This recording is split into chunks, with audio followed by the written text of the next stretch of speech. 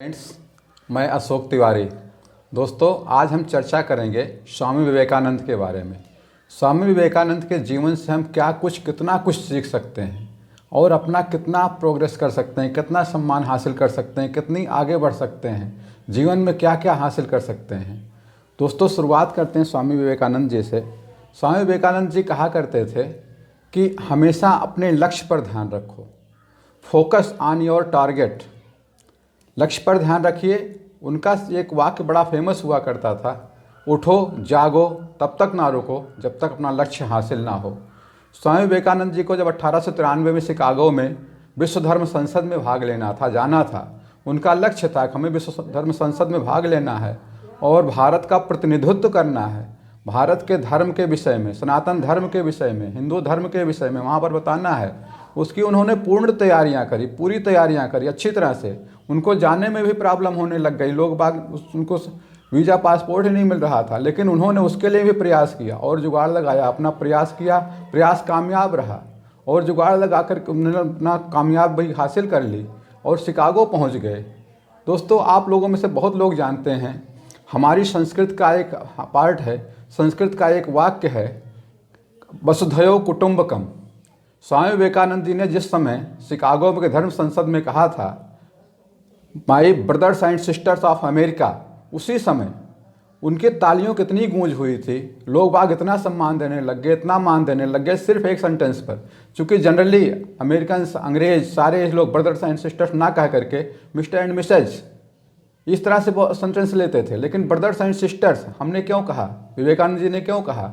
क्योंकि हमारा संस्कृत का वाक्य जो है वसुधैव कुटुंबकम, पूरा संसार ही अपना परिवार है, पूरी सृष्टि ही अपना परिवार है। इस चीज़ को उन्होंने अपने ध्यान में रखा, हमें भी इसको अपने ध्यान में रखना है।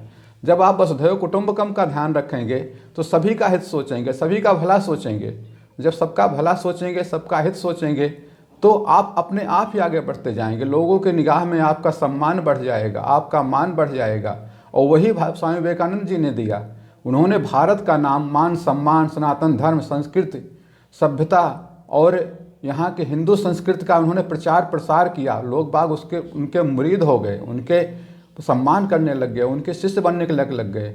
विवेकानंद जी कहा करते थे, लोगों का सम्मान करो, रिस्पेक्ट टू ऑल्स, औरतों का, आदमियों का, सभी का। आप लोग दोस्तों मैक्सिमम जानते होंगे, हो सकता है कि एक लेडीज जो स्वामी विवेकानंद से बहुत प्रभावित थी, उन्होंने भाषण देकर निकले थे, बाद में उनसे रास्ते मिले, उसने कहा मैं आपसे शादी करना चाहता हूँ, मुझे आपके समान पुत्र चाहिए, आपके जैसा पुत्र चाहिए। विवेकानंद जी ने क्या कहा, उसका सम्मान किया कि देखो मैं तो एक भारतीय सन्यासी हूँ और भारतीय सन्यासी विवाह नहीं कर सकता, मैं विवाह तो नहीं करूँगा, आप ऐसा करो, मुझे ही अपना पुत्र समझ लो, मुझे अपना पुत्र मान लो।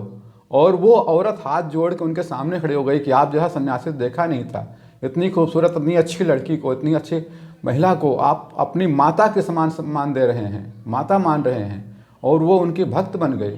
तो अगर आप किसी का सम्मान करेंगे, किसी का मान करेंगे, किसी को इस तरह रिस्पेक्ट देंगे, तो आप आगे ही आगे बढ़ते जाएंगे। स्वामी विवेकानंद जी कहा करते थे, दया का भाव रखो। अब आप दया का भाव रखोगे, दूसरों के लिए हित का भाव रखोगे, दूसरा का हित सोचेंगे। तुलसीदास जी ने रामचरितमानस में लिखा हुआ है, परहित सरिस धर्म नहीं भाई, पर पीड़ा सम नहीं अधमाई।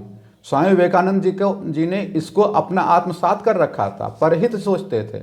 जब वो शिकागो जाना था, उनको परमिशन लेना था अपने गुरु माँ से, दिया माता जी को, माता जी ने कहा ठीक है अब तुम जा सकते हो, तुम्हें आज्ञा है। तो विवेकानंद जी ने कहा कि आपने पहले आज्ञा नहीं दी, अब आज्ञा दी, क्यों, क्या कारण है? तो माता जी ने यही कहा कि तुमने दूसरों का हित सोचा, दूसरों का भला सोचा, आपने धार को खुद पकड़ा, तेज तरफ नोक को खुद पकड़ा और मुझे हैंडल पकड़ाया कि मुझे हाथ में कहीं चोट ना लगे, इसलिए तुम दूसरों का ध्यान रखते हो। और जब दूसरों का जो ध्यान रखता है उसका ध्यान तो ईश्वर रखता है, सभी लोग उसका ध्यान रखते हैं, इसलिए अब तुम जा सकते हो। और दोस्तों, स्वामी विवेकानंद जी कहा करते थे, जब तक जियो तब तक सीखो। अगर आप सीखते रहेंगे तो आगे बढ़ते रहेंगे। जिस दिन आपने सीखना बंद कर दिया उस दिन आपका प्रोग्रेस ही बंद हो जाएगा। किसी ने कहा है, when you stop your learning you stop your progress. इसलिए हमेशा जीवन में कंटिन्यू सीखते रहिए।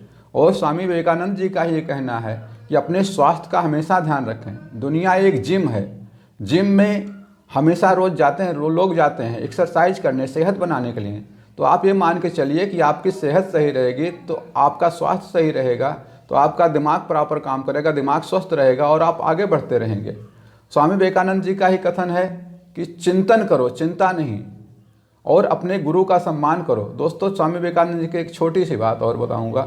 विवेकानंद जी के गुरु रामकृष्ण परमहंस जी जिस समय बहुत वृद्ध हो गए थे, बीमार हो गए थे, खांसियाँ आती थी, कफ निकलता था, तो उनके और जो चेले शिष्य थे वो लोग उससे थोड़ी सी दूर रहने रखते थे, घृणा सी होने लग गई थी, कफ होता था, खून भी आ जाता था।